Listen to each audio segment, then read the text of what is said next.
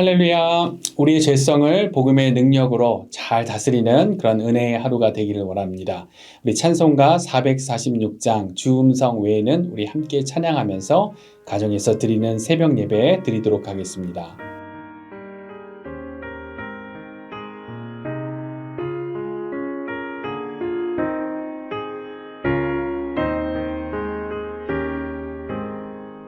주음성 외에는 참 기쁨 없도다. 날 사랑하신 주 늘 계시옵소서. 기쁘고 기쁘도다. 항상 기쁘도다. 나 주께 왔사오니 복 주옵소서. 나 주께 왔으니 복 주시옵소서. 주 함께 계시면 큰 시험이 기네. 기쁘고 기쁘도다. 항상 기쁘도다. 나 주께 왔사오니 복 주옵소서.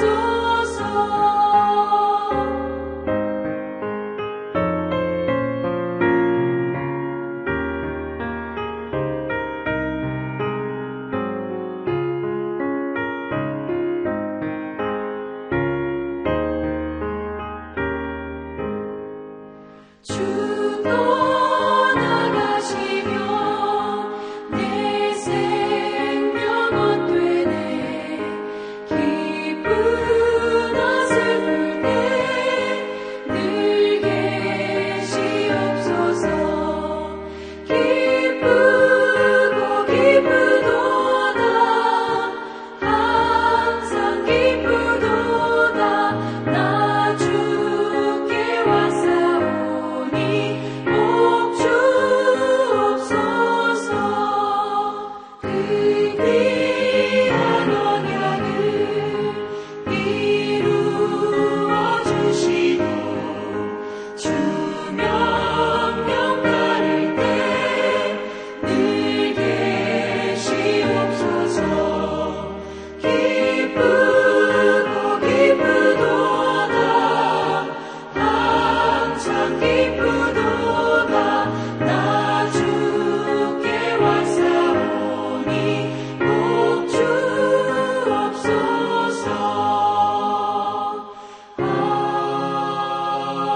아멘.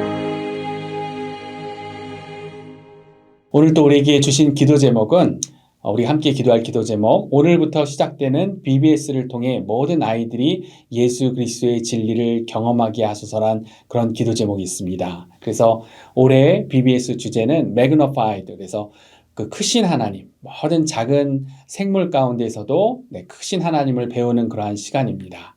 예수 그리스도의 진리, 크신 하나님, 창조주 하나님의 그 은혜를 배우는 귀한 시간 되게 해달라고 이 시간 우리 함께 기도하도록 하겠습니다.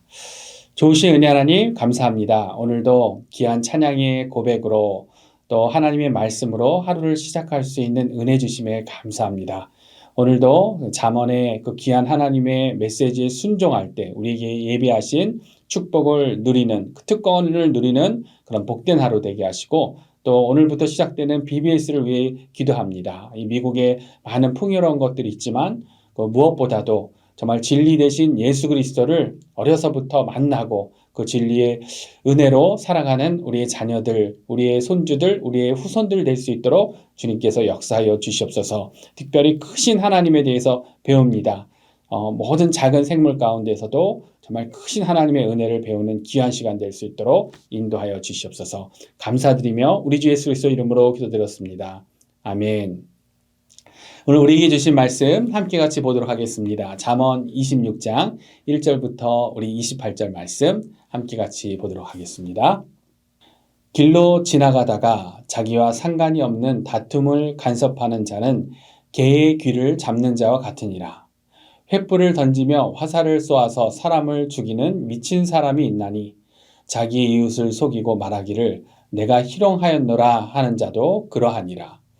나무가 닿으면 불이 꺼지고 말장이가 없어지면 다툼이 쉬느니라. 숯불 위에 숯을 더하는 것과 타는 물에 나무를 더하는 것 같이 다툼을 좋아하는 자는 시비를 일으키느니라. 남의 말하기를 좋아하는 자의 말은 별식과 같아서 뱃속 깊은 데로 내려가느니라. 온유한 입술에 악한 마음을 낮은 은을 입은 독이니라. 원수는 입술로는 꾸미고 속으로는 속임을 품나니 그 말이 좋을지라도 믿지 말 것은 그 마음에 7가지 가증한 것이 있음이니라. 속임으로 그 미움을 감출지라도 그의 악이 회중 앞에 드러나리라. 함정을 파는 자는 그것에 빠질 것이요 돌을 굴리는 자는 도리어 그것에 치이리라. 거짓말하는 자는 자기가 해한 자를 미워하고 아첨하는 입은 패망을 일으키느니라. 아멘. 우리에게 주신 하나님의 귀한 말씀입니다. 우리가 오늘 중보기도 제목으로 기도했지만 오늘부터 우리 자녀들, 손주들 여름성경학교 BBS가 시작됩니다. 그래서 올해 주제는 magnified, 확대하다라는 그런 뜻이 있는 것이죠. 시편 34편 3절 말씀에 제가 읽어드리면 나와 함께 여호와를 광대하시다 하며 함께 그의 이름을 높이세. 네, 이러한 시편의 구절이 있는데 이 말씀으로 아이들에게 지극히 작은 것들 속에서도 광대하신 하나님, 크신 하나님을 가르치는 시간인 것입니다.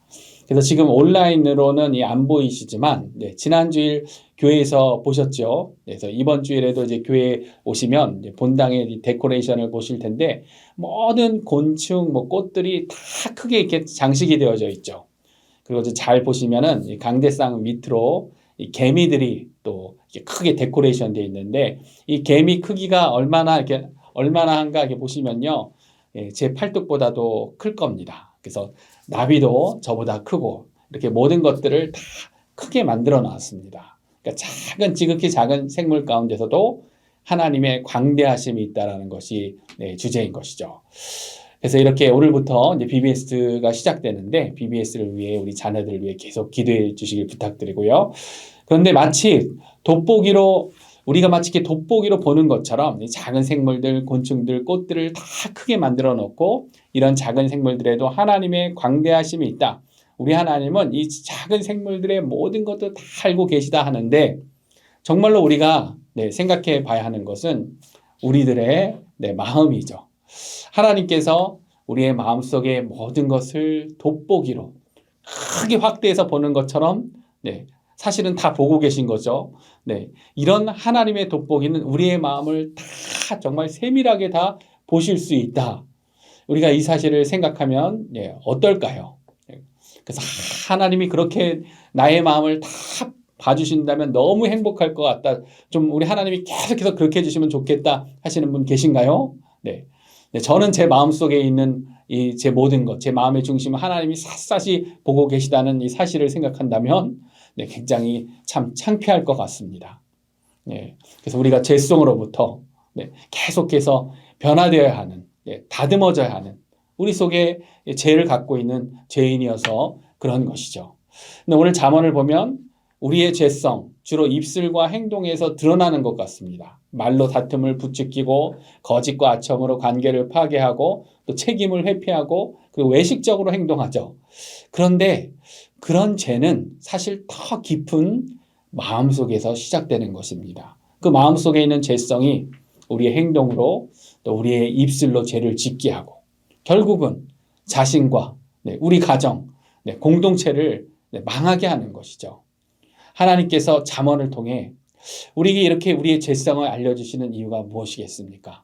우리가 이렇게 잠언을 늘 이렇게 묵상을 하면서 우리 인간들의 죄를 보게끔 하는 그 이유가 무엇이겠습니까? 이러한 죄성으로 불행한 인생이 되지 말고 참 자유와 평안과 기쁨을 누리는 삶, 예수 그리스도를 통해 우리에게 주신 진리를 통해 그런 은혜로운 삶이 되라는 것이죠. 그렇게 우리가 오늘 본문 잠언의 말씀으로 우리 인간들의 죄, 딴 사람의 죄가 아니라 우리의 죄성을 살펴봐야 하는 것입니다. 그래서 오늘 말씀을 보면 크게 3가지 죄성을 이야기하죠. 첫 번째는 교만과 무분별과 무책임한 그러한 죄성. 그래서 오늘 본문 17절, 18절을 보면 어떻게 되어 있습니까? 다시 읽어드리면요. 길로 지나가다가 자기와 상관이 없는 다툼을 간섭하는 자는 개의 귀를 잡는 자와 같으니라. 그래서 3000년 전이나 솔로몬 시대나 지금이나 변함없는 우리의 죄성이죠. 지나가다가 가만히 자기 갈 길 가면 되는데 자기와 상관없는 다툼에 왜 간섭합니까? 네, 교만해서 그런 거죠. 무분별해서 그런 거죠. 그러한 죄성입니다.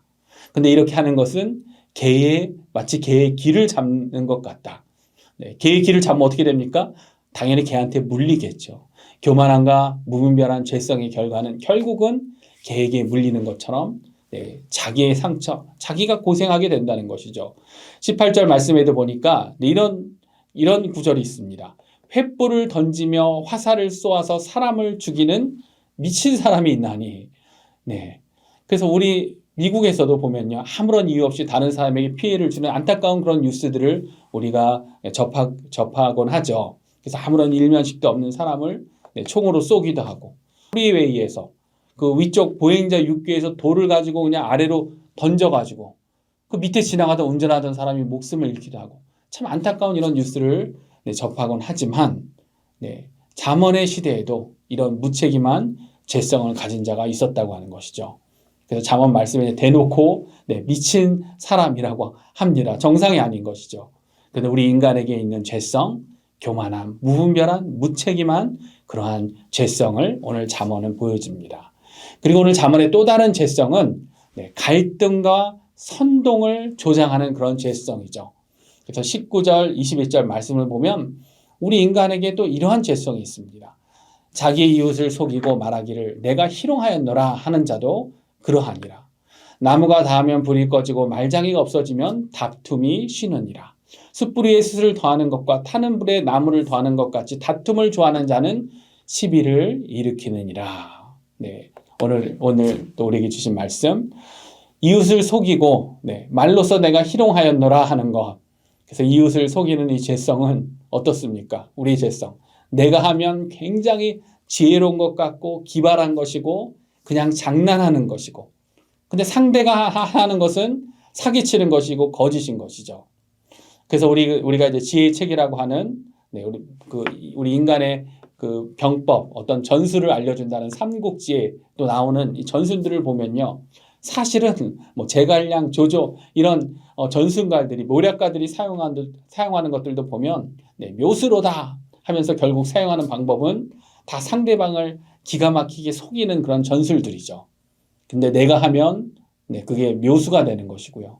상대가, 적이 하면 사기와 거짓이 되는 것입니다. 그런데 그런 것이 바로 우리의 죄성인 것이죠. 비즈니스에서든 우리의 인간관계에서든 내가 하든 상대방이 하든 속이는 것은 똑같은 죄악인 것입니다. 오늘 말씀은 이런 죄성은 나무에 불을 붙이는 것과도 같은 그런 다툼을 일으키게 한다고 하죠.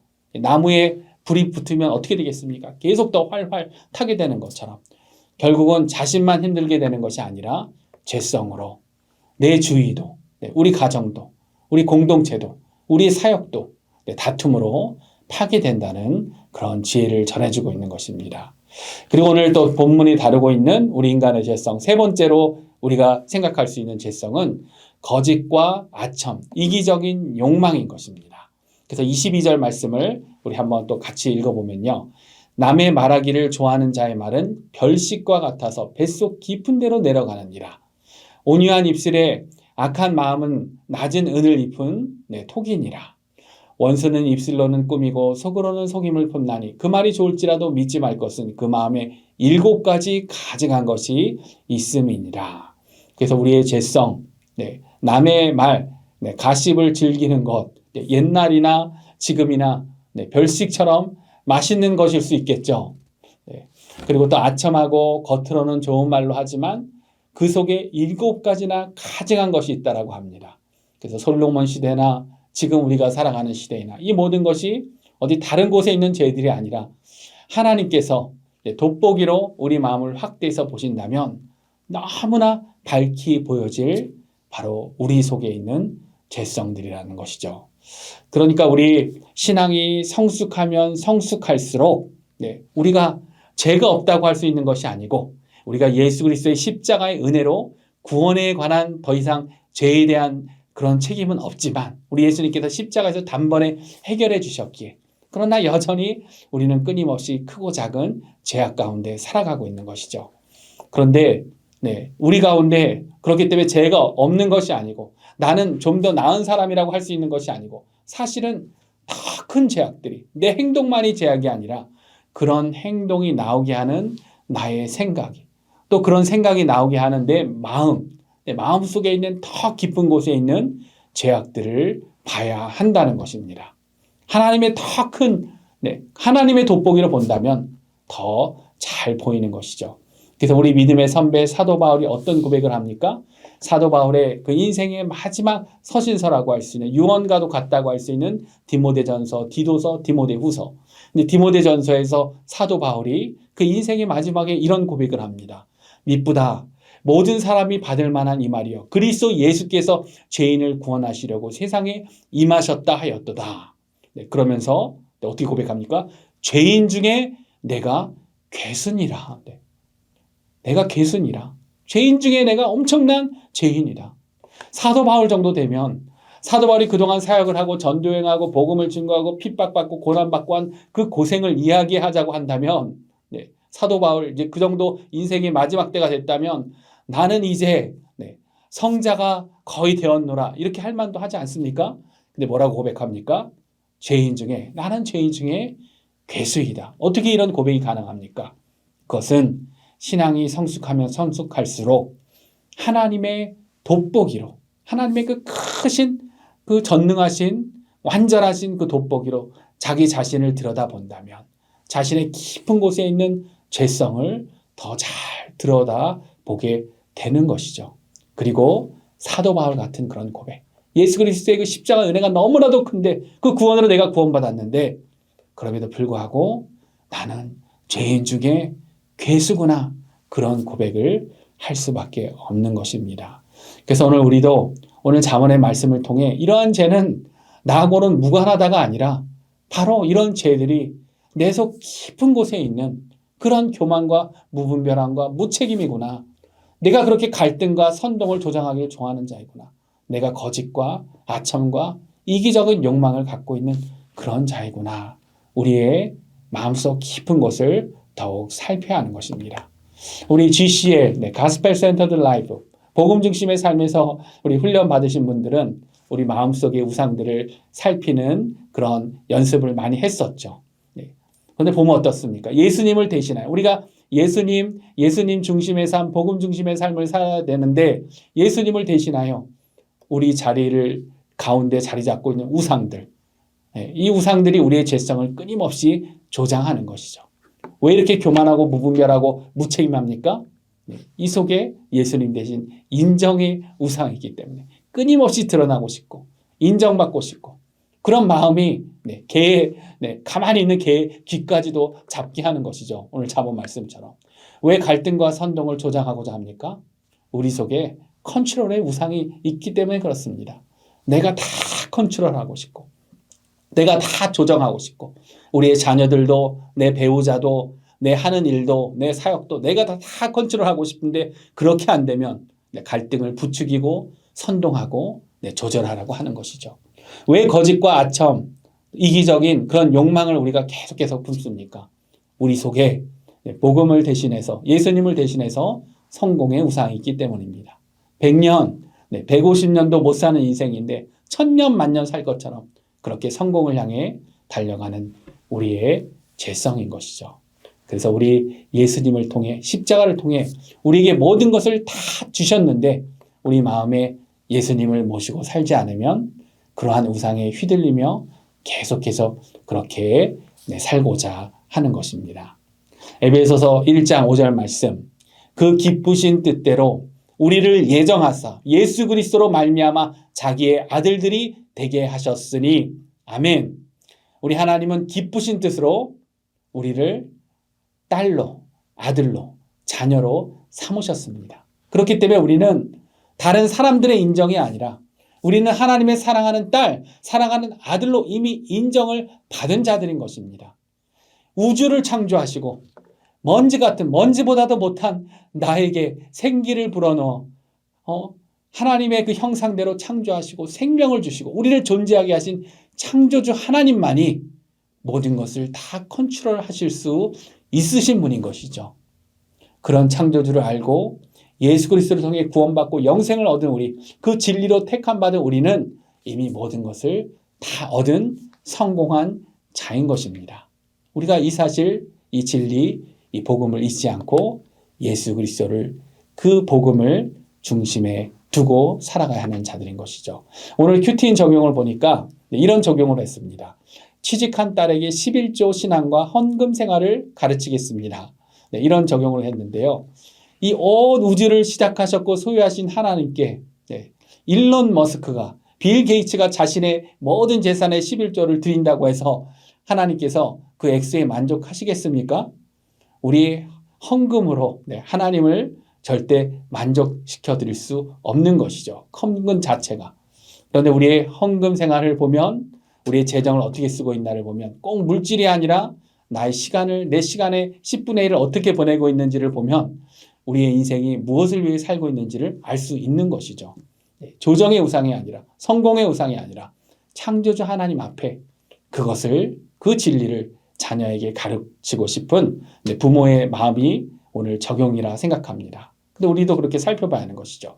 또 이런 적용이 있습니다. 내 안의 욕심을 분별하고자 혼자 결정하지 않고 작은 일도 공동체에게 묻겠습니다. 그래서 우리의 죄성, 스스로는 자신의 모습을 잘 못 보는 그런 연약함이 있는 또 죄인들이죠. 그렇기 때문에 우리 하나님께서 우리에게 귀한 공동체를 허락하신 겁니다.